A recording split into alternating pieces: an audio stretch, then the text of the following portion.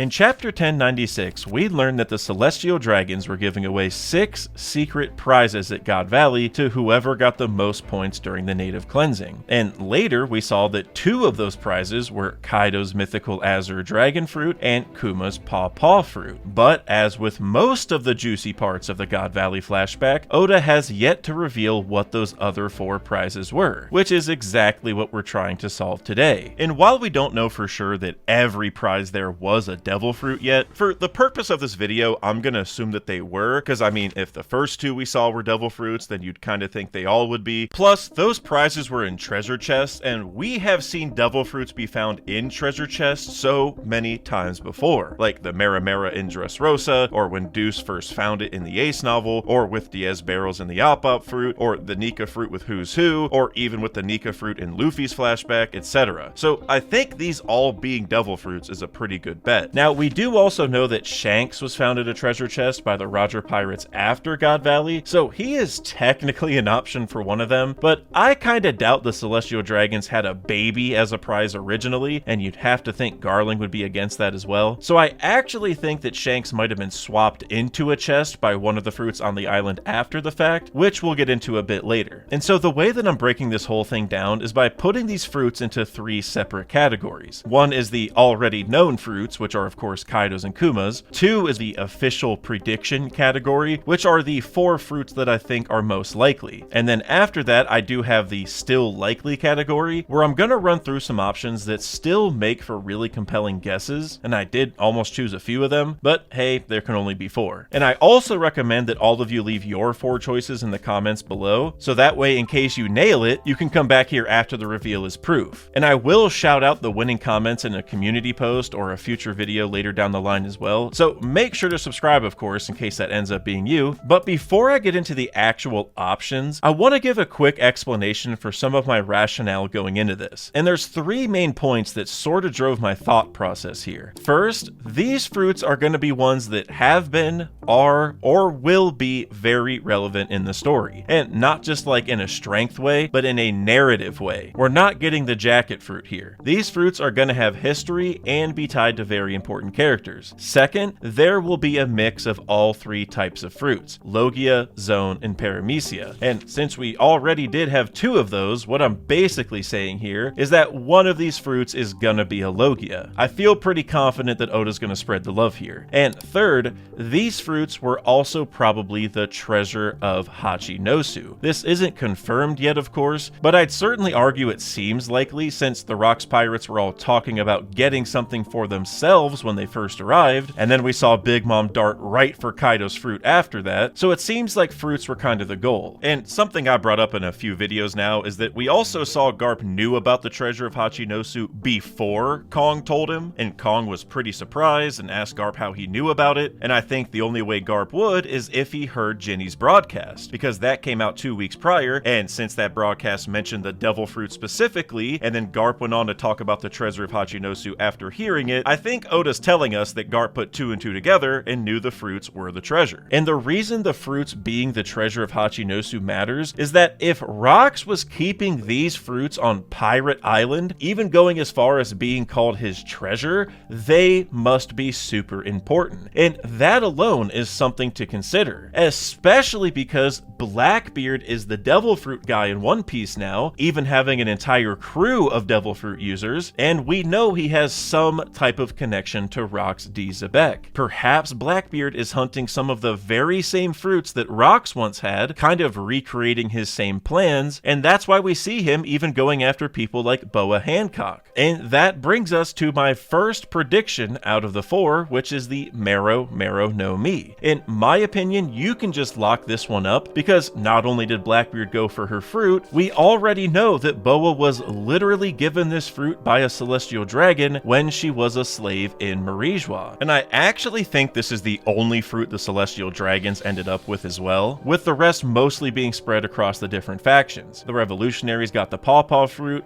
Rock's remnants got the dragon fruit, and here the government got the love fruit. You could even say the Roger pirates getting Shanks is another faction, to be honest. And another reason why I think this fruit is very likely is that we have several important and mysterious stone structures in the story, which this fruit might have a connection to, such as the poneglyphs, which even have their own voice since Roger heard it, and the red line, which has been theorized to be an actual serpent because of the serpent soaked in blood comment, and maybe those are just tied to the history of this fruit. And now that we've seen Blackbeard go after it, it certainly hints to me at least that Rox probably had it for a specific reason, and Teach is just trying to recreate that plan. Plus his name was literally Rox D. Zebek, so him having a plan utilizing the fruit that turns people to stone shouldn't be that much of a surprise. But something that Oda did, which we've talked about a few times on this channel now, and it's such an Oda thing to do, is that he made the Seraphim have that same fruit power, so now he might not have to kill off Boa or even have Blackbeard subjugate her directly for him to have access to it. Because we all know that Oda doesn't want to kill any of his characters, right? And I mean, if Pound is safe, Boa is safe. Also, Katarina Devon copied Saturn's form, so she may have authority over the Seraphim at this point if she pleases, so I think Oda's definitely heading that direction. And I think that means that we might be able to use the Seraphim, or technically the Warlord's powers, as a guide for the God Valley ones. The Warlords may even be a better guide, since the Warlord system may have been the government's way of keeping those powers under their control since they lost them at God Valley. And the same kind of goes for Kaido, because they captured him a bunch of times and even kept experimenting on him because they wanted Vegapunk to duplicate his devil fruit. The sheer fact that the two fruits we already know of from God Valley, Kuma's and Kaido's fruits, were already duplicated should tell us that the government has been trying to get these powers back under their control. And I think it makes sense using the Seraphim or duplicate fruits to do that, because remember, we were told that zone fruits have wills of their own, and personally, I think all fruits might have wills of their own. So keeping the actual fruit under their control might be harder than all these other means that they've been doing, like duplicating and getting the Seraphim, which actually have to listen to you because of the authority chips and everything. So I really think the Warlords and the Seraphim are a pretty good guide for the fruits that may have been at God Valley. And I think the next one that we have to talk about is Moria's Seraphim, because while his powers have not been revealed yet, it is very possible that S-Gecko, or S-Bat, whatever his name is, will have the Shadow Fruit, the Kage Kage no Mi, since it is a paramecia, meaning that it can work with green blood. And we also saw after Marineford that Doflamingo was ordered to take out Moria at the behest of someone higher up than Sengoku, which has always made me feel like the Shadow Fruit was really important to the government. So I think this one is a really, really good bet. Plus, Blackbeard captured Moria for a bit, which again fits into this whole theme as well, because he may need his fruit just like Rox did. But what really convinces me about this one is that Moria is already from the West Blue, which is where God Valley was. And we were told that Thriller Bark is a chunk of land from the West Blue, which has led to a lot of theories over the years that it might be a part of God Valley. And this might also be aided by the fact that Moria had corpses of past Rox pirates among his zombie generals as well, so I kind of wonder if Moria is just from God Valley, and he got his fruit there during everything that happened, kinda like we saw Kuma did. This would also add extra weight to Kuma visiting Moria during Thriller Bark, since it would kinda be like those two were back on God Valley again.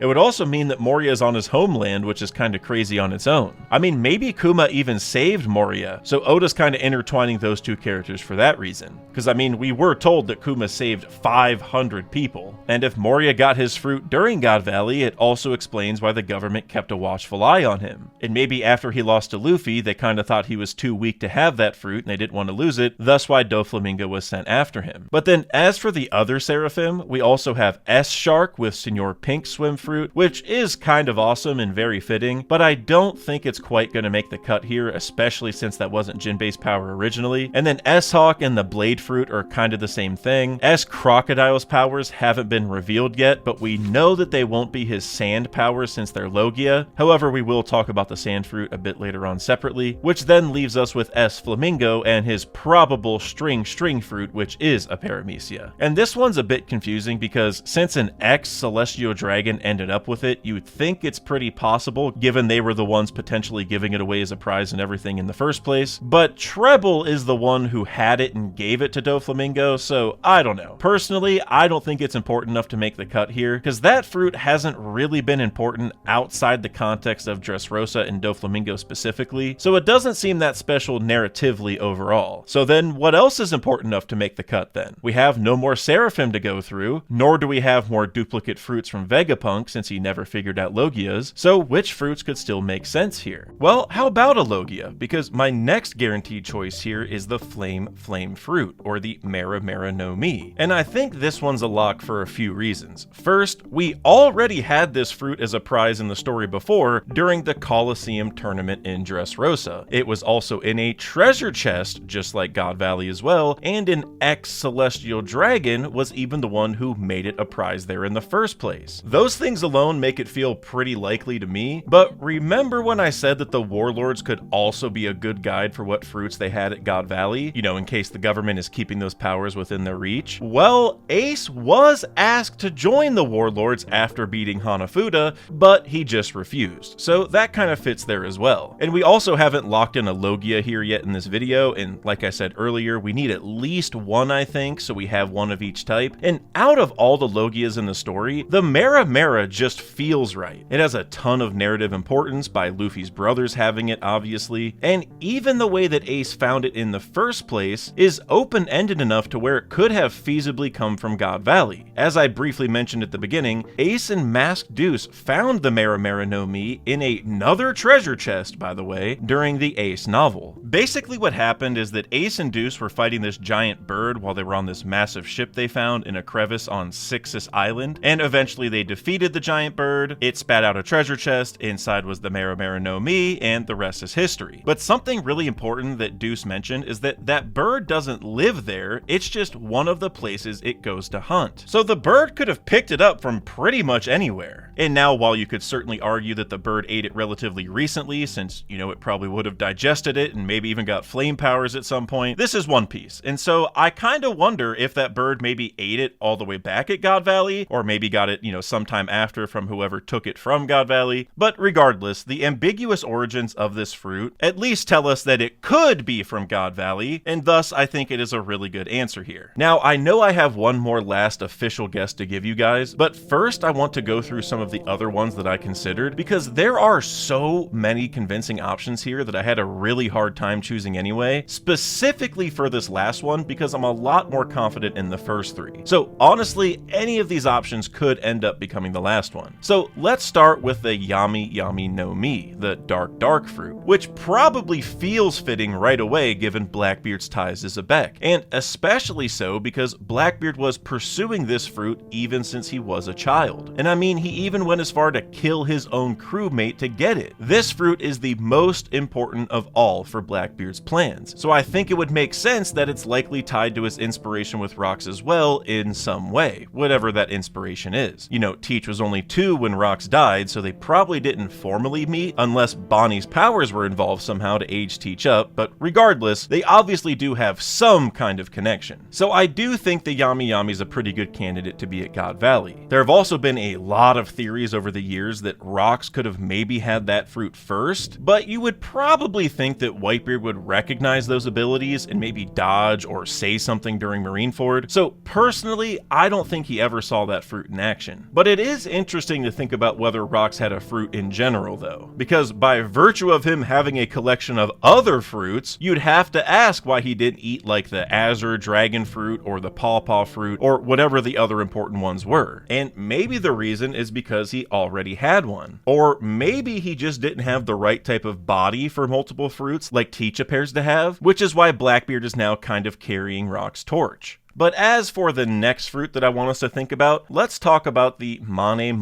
no Mi, or the clone fruit. Now, this one might seem not as powerful as some of the others that we've been talking about, but where this fruit lacks in raw power, it makes up for in what I would call political power, because we have seen multiple times in the story that this fruit can help take over entire countries. In Alabasta, Mr. 2 pretended to be Cobra and helped start their civil war. In Wano, Higurashi pretended pretended to be sukiyaki to then give Orochi the throne. And Higurashi used that fruit to appear as Momonosuke and confuse Oden when he was fighting Kaido. So while this fruit may not pack a literal punch, it can kind of pack a psychological one. And remember, Higurashi showed that she could also clone herself into Shiki, meaning that she met him at some point, and Shiki was at God Valley, as was Kaido, so she's got some connections there for sure. And here's maybe the biggest thing, we already see Blackbeard's crew is using a very similar power to probably do the same type of thing, because Katarina Devon has the nine-tailed fox fruit, and we've already seen her copy Saturn's form, which, as I mentioned earlier, is probably gonna be so that they can control the Seraphim. So maybe Rox was using a clone fruit originally for kinda the same thing, to help take over countries or confuse people or to get some kind of authority or whatever. Now, I will say that the nine-tailed fox fruit being at God Valley is also a possibility. Honestly, either of the cloning fruits would work here, but because of the timing of everything, I do think the clone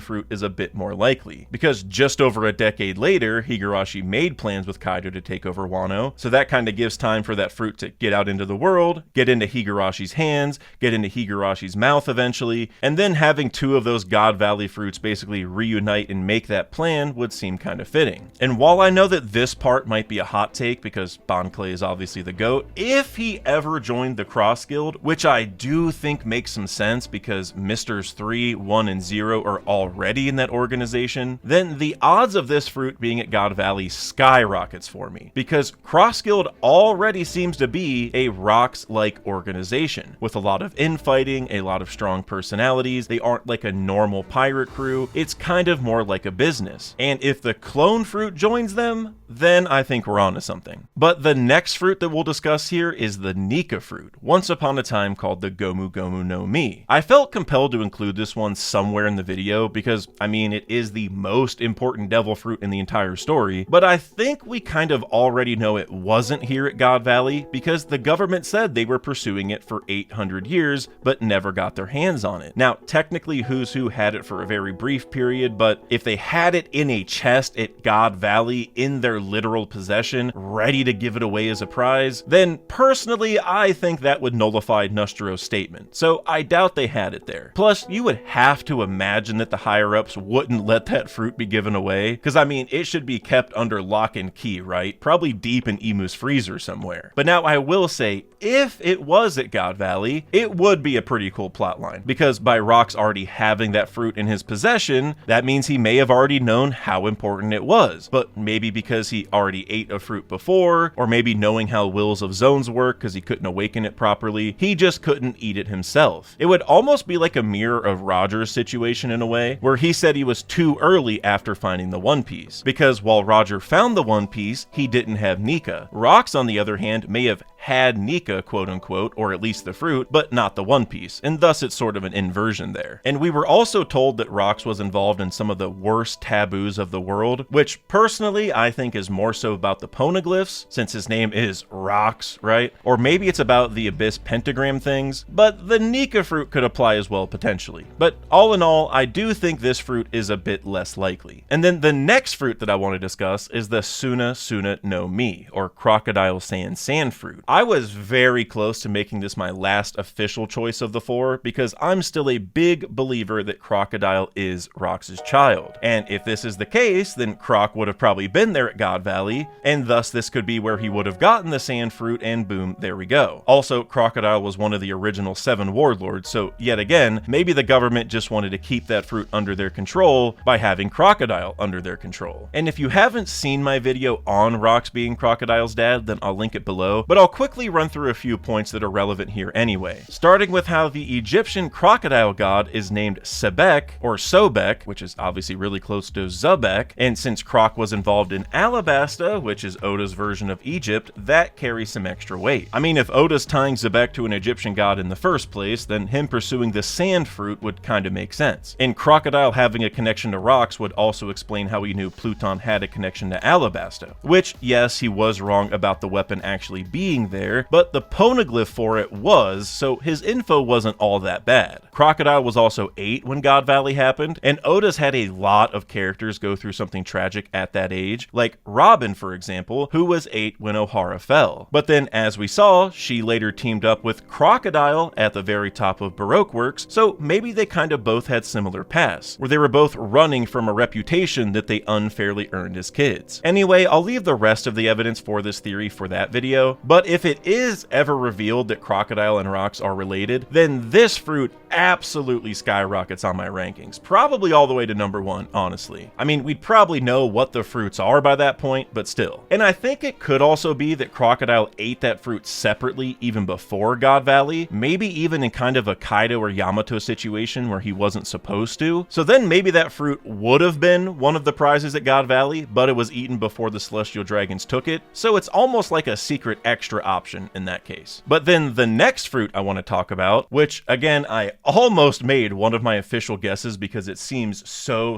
reasonable, is Bonnie's age fruit. Now this fruit design actually has not been revealed yet, so what I did was ask Trevor, the artist for the channel, to mock one up, and we went with a birthday cake design because, for one thing, Oda's been making his fruit designs a lot more on the nose recently. You know, at the beginning we just kind of had random fruits like Kaku had a banana, but lately he's made them quite obvious. Like, look at Lucci's, I wonder what fruit that is. And so I thought a birthday cake would make a lot of sense for Bonnie's fruit because obviously it's the age fruit, and a good way to symbolize that is with a birthday cake. But also, remember in Kuma's flashback, wishing Bonnie a happy birthday was a really big deal. I honestly can't think of anything better for this fruit than a birthday cake, and Oda, if you're listening, feel free to use it, my guy. But there are a lot of reasons why this fruit would make sense to be at God Valley, with how her parents were both tied to that island, and how her biological dad may be as well if the Shamrock theories are true. It would make a lot of sense for her powers to originate here as well, especially because she got her powers from the world government. Saturn was doing experiments using that fruit, which led to Bonnie getting the powers through the extract of it. So maybe the government just kept her fruit after God Valley and used it on their slaves, just as they did with the Mero Mero no Mi, and just as Boa escaped with those powers, Bonnie kinda did the same thing. Plus, with how important Bonnie's fruit has become in the story, even letting her go into Gear 5th, it would not surprise me at all that Rocks would pursue a fruit just like that. Maybe he even knew that it was an alternate path to becoming the sun god. So instead of pursuing the Nika fruit, where, you know, if it's a zone and has a will of its own, he may not even be able to awaken it, he went and got the age fruit because going into Gear 5th was even easier. And I actually think it would be amazing if Rocks had that fruit himself for that very reason. Now, of course, we'd have to ask why nobody's ever brought up the fact that Bonnie has the same powers as Rocks. However, she hasn't really ran into any former Rocks pirates, and she's only been sailing for a couple years at this point. So I think it's actually possible that Rocks did have that power, if he did have a fruit at all. But our next to last option here is one of the God's Knight's devil fruits, which we were recently introduced to here in Elbaf: the arrow fruit, the thorn fruit, and the dragon fruit Mono Qirin. I think at least one of these should be really likely because, I mean, we already know the God's Knights were literally at God Valley, and while it may not be the exact same ones that are at Elbaf, since that was 38 years ago, maybe the fruits were just handed down, especially because the God's Knights were literally the ones competing to get these prizes. It shouldn't be much of a surprise that at least one God's Knight could have gotten their powers from God Valley. And I do think it would only be one at most, because for one thing, there's only 4 fruits left to be revealed, and there seems to be at least 9 God's Knights because of the 9 silhouettes. So if the God's Knights all have fruits, then we already know they aren't all from God Valley. So personally, I think it's more likely that just one of them would be, and if I had to choose one, I'm definitely going with Killingham's Qirin fruit. Now, this fruit design has not been revealed yet either, so just like Bonnie's, I had Trevor mock one up, and we went with a cloud design because Killingham is a dream materializing man, and he reaches into those clouds to pull dreams out and make them reality, so I thought a cloud-based design kind of made sense. And Oda, if you want to use this one as well, totally feel free, but that dream materializing ability is exactly why I think his would be most likely to be at God Valley. It's such a unique and powerful ability that I think it would fit being a prize for someone like the God's Knights. Plus, we did have another dragon fruit at God Valley in Kaido's, right? Now, technically his is a dragon model of a fish fruit, but the point still stands. Maybe the celestial dragons had a thing for dragon-based fruits. And also, I am fairly certain that Killingham is going to be this masked God's Knight from God Valley, or maybe this person's son since that was a while ago, and that's why they're always in their zone form. Oda's basically hiding him from us because that's one God's Knight we've actually seen before. And him wearing a mask like that would maybe explain why his snout looks the way it does. It's kind of a mask for a horse. So since we saw that masked God's Knight at God Valley, and we also saw one at Mother Carmel's House of Lambs, which to me implies some kind of connection, I think that fruit would make the most sense, as Oda's likely building an important story with him, or that family if it's not all the same guy. But then, as for our last fruit here for today, and my last official guess of the 4, we have the Ope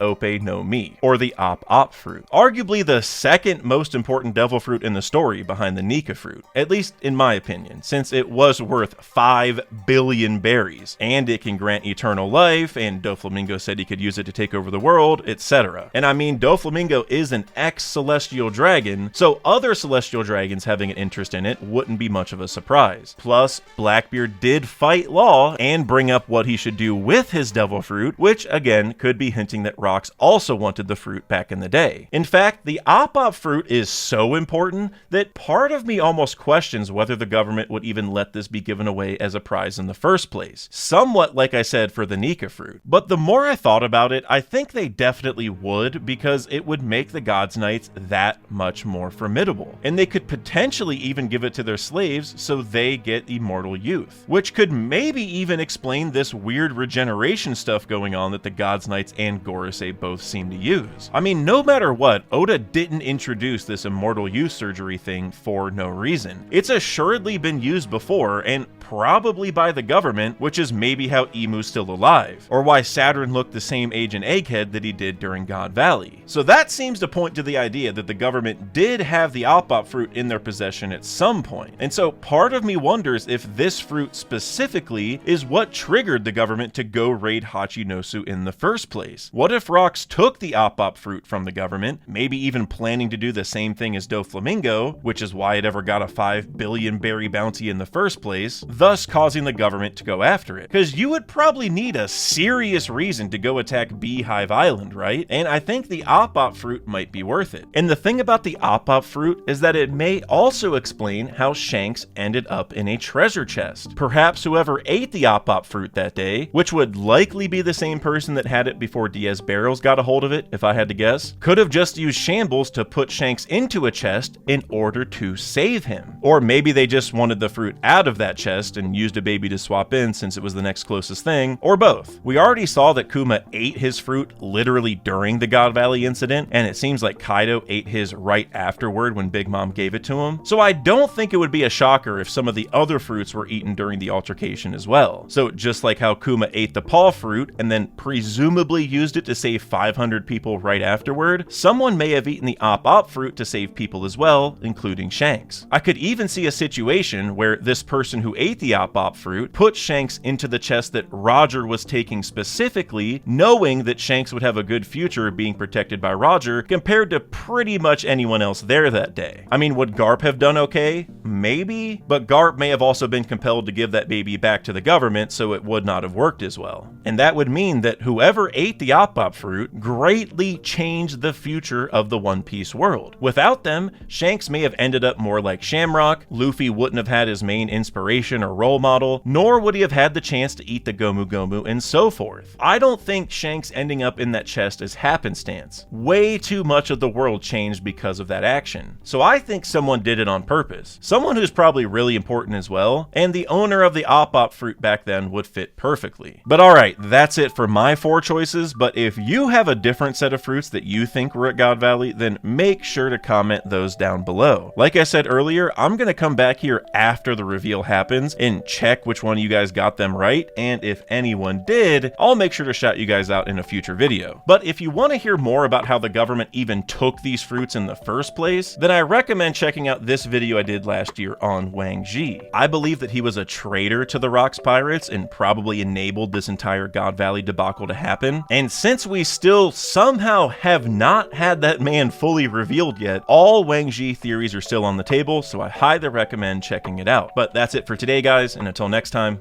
later.